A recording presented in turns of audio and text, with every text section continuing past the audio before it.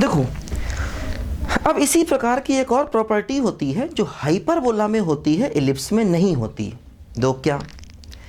जैसे मान लिया मैंने एक हाइपरबोला ले लिया,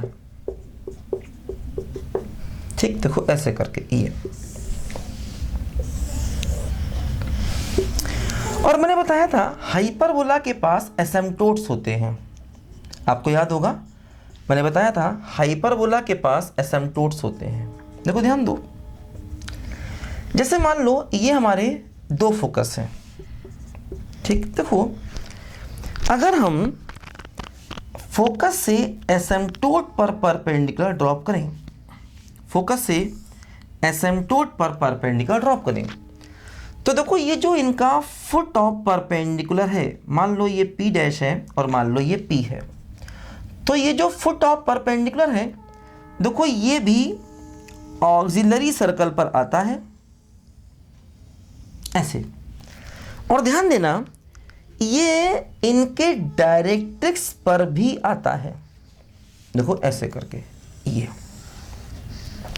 मतलब अगर हम फोकस से एसिम्प्टोट पर परपेंडिकुलर ड्रॉप करेंगे तो जो फुट ऑफ परपेंडिकुलर है वो ऑक्सिलरी सर्कल पर भी आएगा और डायरेक्ट्रिसेस पर भी आएगा, है ना। तो ये सिर्फ हाइपरबोला में अपनी प्रॉपर्टी है ना। देखो इससे पहले जो हमने परपेंडिकुलर ड्रॉप किया था वो टेंजेंट पर ड्रॉप किया था, यहाँ पर परपेंडिकुलर फोकस से ड्रॉप कर रहे हैं किसके ऊपर? एसिम्प्टोट के ऊपर।